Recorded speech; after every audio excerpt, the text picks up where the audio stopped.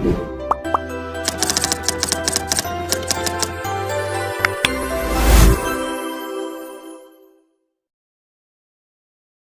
दोस्तों, welcome to transient academy. तो friends, आशा राखું છું તમે બધા મજામાં છો, મસ્ત છો। તો પાવર સિસ્ટમની લેક્ચર સિરીઝ આપણે ચાલુ હતી, બરાબર। અને એમાં આપણે તમે જોઈ શકતા હશો કે ભાઈ આપણે સેગ કેલ્ક્યુલેશનના ઉપર આપણે આગળ વધતા જઈએ છીએ, બરાબર। આની પહેલાના લેક્ચર્સ તમે જોયા હોય તો એમાં આપણે સેગ શું છે, સેગનું કેલ્ક્યુલેશન, બરાબર, જેમાં આપણે આઈસ અને વિન્ડની અસર વગરનું સૂત્ર સાબિત કર્યું, ત્યાર પછી ઇફેક્ટ ઓફ આઈસ અને ઇફેક્ટ ઓફ વિન્ડ આપણે જોયેલા હતા, બરાબર। હવે આપણે અહીંયા આ લેક્ચર્સની અંદર ચર્ચા કરશું ઇફેક્ટ ઓફ આઈસ અને વિન્ડની સંયુક્ત અસર, બરાબર, મતલબ કે કમ્બાઇન ઇફેક્ટ, જો મતલબ કે ભાઈ એક કંડક્ટર છે એમાં આપણે બરફનું પડ પણ જામી જાય છે ને એમાં વિન્ડની અસર પણ લાગુ પડે છે, તો આપણે સેગનું સૂત્ર શું થશે એ આપણે જોવાનું છે, બરાબર। એટલે સેગનો આ લેક્ચર વાઇઝ આપણે છેલ્લો લેક્ચર, પછી આપણે નેક્સ્ટ લેક્ચરમાં આપણે દાખલા જોતા જશું, ઓકે। હવે અહીંયા તમે જુઓ તો કે કહેવામાં શું આવે છે ભાઈ, sag calculation effect of wind અને આઈસ, એટલે પવનની અને બરફની બંને અસર સરખી થઈ જાય છે। તો કે સૌથી પહેલા આપણે એમ જોયું હતું ભાઈ સેગ છે, ખાલી સેગ સાબિત કર્યું હતું, સેગનું સૂત્ર શું હતું, sag is equal to WL²/8t, બરાબર। હવે એના પછી આપણે નેક્સ્ટ લેક્ચર એવો જોયો તો ભાઈ effect of ice, effect of ice, તો કે ભાઈ અહીંયા છે બરફ જામી જાય છે, આપણા કંડક્ટર ઉપર બરફ જામી જાય છે, બરાબર। બરફ જામી જાય છે તો એને લીધે શું થાય છે ભાઈ, ગ્રેવિટેશનલ ફોર્સ વધી જાય છે, જેને લીધે નીચેની તરફ વર્ટિકલ દિશામાં ફોર્સ વધે છે, બરફનું વજન વધવાને લીધે, બરાબર। તો સેગમાં વધારો થાય છે, ઓકે।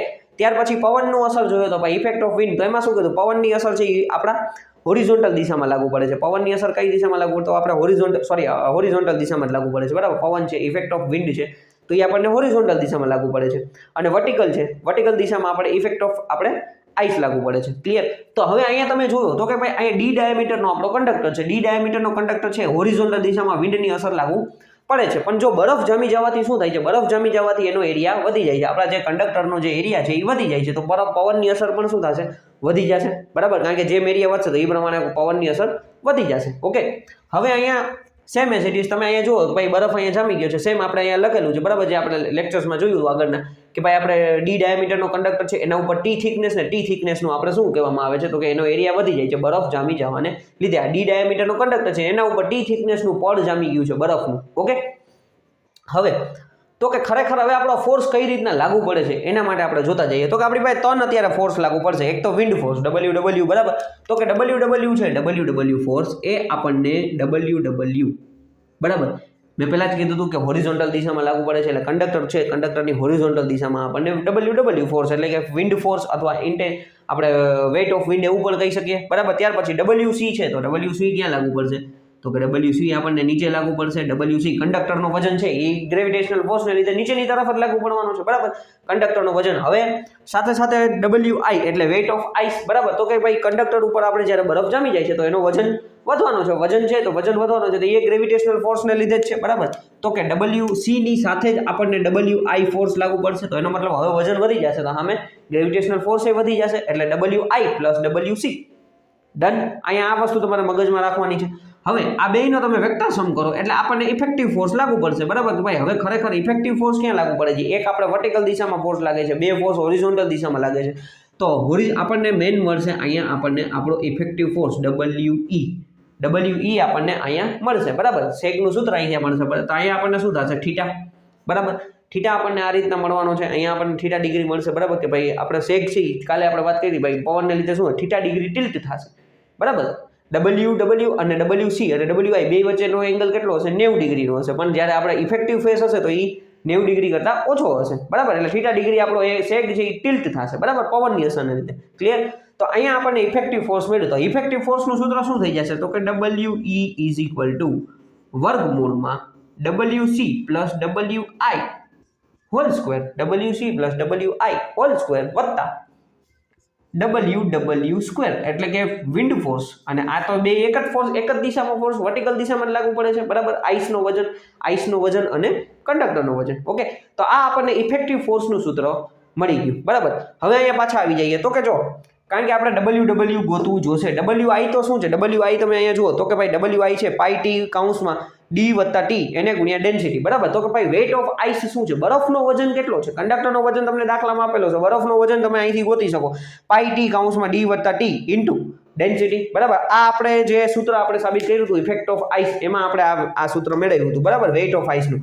હવે આપણે જોવાનું શું છે, તો કે આપણે WW મેળવવાનું છે, WW ની વેલ્યુ કઈ રીતના મળશે, તો કે ખાસ ધ્યાન રાખો WW ઇઝ ઇક્વલ ટુ એટલે વિન્ડ ફોર્સનું સૂત્ર શું થશે, વિન્ડ ફોર્સનું WW, તો કે પહેલા આપણે આગળના લેક્ચર્સમાં જોયું હતું ત્યારે આપણે શું કીધું હતું બરાબર, તો કે વિન્ડની ઇન્ટેન્સિટી એને ગુણ્યા પ્રોજેક્ટેડ એરિયા, બરાબર, પ્રોજેક્ટેડ એરિયા પર મીટર, પ્રોજેક્ટેડ એરિયા પર મીટર પ્રોજેક્ટેડ એરિયા.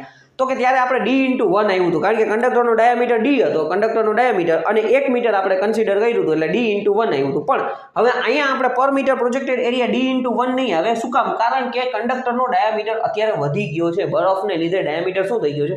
વધી ગયો છે. તો અહીંયા આપણને ડાયામીટર મળશે d + 2t, બરાબર, કારણ કે અહીંયા બે થિકનેસ બરફની વધી ગઈ, બરાબર, ઉપર નીચે બરફની થિકનેસ વધી એટલે d + 2t એને ગુણ્યા આપણે 1 મીટર કન્સિડર કરીએ છીએ એટલે 1 ને આપણે કઈ લેવાની એટલી બધી જરૂર નથી, એટલે આપણને w બરાબર શું મળ્યું? p × d + 2t, બરાબર. આ આપણને મળ્યું ઇફેક્ટ ઓફ વિન્ડ આપણને શું મળ્યું? p × d / 2t.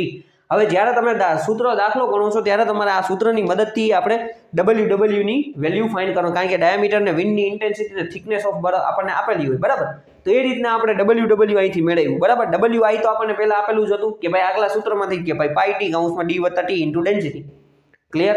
હવે w પણ આપણને મળી ગયું, એટલે આ સૂત્રમાં w મળ્યો તો આપણે ઇફેક્ટિવ ફોર્સ મળી જાય. હવે આપણે મેઇન સેગનું સૂત્ર સાબિત કરી લઈએ. તો મેઇન સેગના સૂત્રમાં શું થશે? તો કે સેગ = આપણે એવું લખ્યું હતું પહેલા સિમ્પલ સૂત્રની અંદર કે ભાઈ WL² / 8t. હવે અહીંયા ઇફેક્ટિવ ફોર્સ લાગુ પડે છે તો કે WEL² / 8t. આ આપણા સેગનું સૂત્ર થઈ ગયું, બરાબર. સેમ એઝ ઇટ ઇઝ, ખાલી W જ એડ કરવાનું છે. પણ જ્યારે ઇફેક્ટ ઓફ વિન્ડમાં આપણે શું કર્યું હતું? WC² + WW² હતા. અહીંયા ખાસ ધ્યાન રાખજો કે અહીંયા WC + WI, કારણ કે બરફની પણ અસર થાય છે ને, એટલે બરફની અસર WC + WI², ગ્રેવિટેશનલ ફોર્સને લીધે બેયના સરખા થશે એટલે બે ફોર્સનો સરવાળો કર્યો +WW². ક્લિયર? એટલે અહીંયા WE બરાબર આ થશે ને, એમાં ઇફેક્ટ ઓફ વિન્ડમાં WE બરાબર WC² + WW² થશે. ઓકે. હવે સેમ એઝ ઇટ ઇઝ, જેમ મેં તમને કીધું હતું એમ કે ભાઈ આપણે જે θ ડિગ્રી છે એ આપણો શું થાય છે? સેક છે ટિલ્ટ થાય છે. θ ડિગ્રી ટિલ્ટ થાય છે તો વર્ટિકલ સેક બરાબર વર્ટિકલ સેકનું સૂત્ર શું થઈ જશે? તો કે S cos θ. S એટલે કે આપણે સેક લઈએ છીએ, બરાબર, S cos θ, બરાબર. વર્ટિકલ સેક બરાબર S cos θ, એટલે આ સેકની વેલ્યુ લેવાની, પછી એને ગુણ્યા આપણે θ ડિગ્રી cos θ કેટલો છે એ પ્રમાણે આપણે ગણતરી કરવાની છે, બરાબર. દાખલો ગણશું ત્યારે આ તમને વધારે આઈડિયા આવતો જશે. ઓકે. તો આ રીતના આપણે ઇફેક્ટ ઓફ વિન્ડ અને આઈસનું કેલ્ક્યુલેશન કરવાનું છે. ક્લિયર? સ્ક્રીનશોટ લેવો હોય તો સ્ક્રીનશોટ લઈ લ્યો. ઓકે ફ્રેન્ડ્સ, એક વખત આપણે રિવિઝન જોઈ લઈએ એટલે તમને વાંધો ના આવે. સૌથી પહેલા મેં તમને શું કીધું હતું? તો કે ભાઈ d ડાયામીટરનો કંડક્ટર છે, એમાં આપણે હોરિઝોન્ટલ દિશામાં પવનનો અસર લાગુ પડે છે. હવે જો આમાં કંડક્ટરમાં બરફ જામી ગયો છે તો પવન એરિયા વધી જશે, તો પવનની અસર વધારે લાગુ પડશે. તો કે ભાઈ આપણે હોરિઝોન્ટલ દિશામાં W ફોર્સ લાગ્યો, એનાથી 90 ડિગ્રીના ખૂણે WC કંડક્ટર ગ્રેવિટેશનલ ફોર્સને લીધે વર્ટિકલમાં કંડક્ટરના વેઇટનો આપણે ગ્રેવિટેશનલ ફોર્સ એટલે નીચેની તરફ આવશે.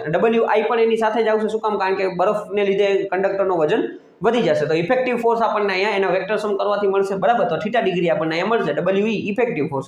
ઇફેક્ટિવ ફોર્સનું સૂત્ર શું થશે? WE = √WC² + WC + WI², કારણ કે હવે અહીંયા બરફ અને કંડક્ટર બેયનું વજન લાગુ પડશે, વત્તા WW². ઓકે. હવે WW ની વેલ્યુ મળવી છે, બરાબર. તો WW બરાબર P એટલે કે વિન્ડની ઇન્ટેન્સિટી એને ગુણ્યા પ્રોજેક્ટેડ એરિયા, કેટલો એરિયા પ્રોજેક્ટેડ થાય છે તો P × d + 2t, કારણ કે અહીંયા આપણે શું થઈ ગયું? એરિયા વધી ગયો છે. ગઈ વખતે આપણે d × 1 લીધો તો એને ગુણ્યા 1. હવે P × d + 2t, એટલે આ આપણને WW ની વેલ્યુ મળી, વિન્ડ ઓફ વેઇટ, બરાબર, અથવા વિન્ડ ફોર્સની આપણને વેલ્યુ મળી, બરાબર. WI બરાબર શું છે? πt / d + t એને ગુણ્યા ડેન્સિટી. ક્લિયર? સેગનું મેઇન સૂત્ર શું થઈ જશે? Sag = WEL² / 8t. અને વર્ટિકલ સેગ જોતો હોય તો S cos θ. ઓકે ફ્રેન્ડ્સ, તો આશા રાખું છું આ એકદમ વ્યવસ્થિત રીતે તમને સમજાણું હશે. કાંઈ પણ ક્વેશ્ચન હોય તો તમે કમેન્ટ કરી શકો છો અથવા મેસેજ કરી શકો છો. Okay. Thank you for watching this video friends.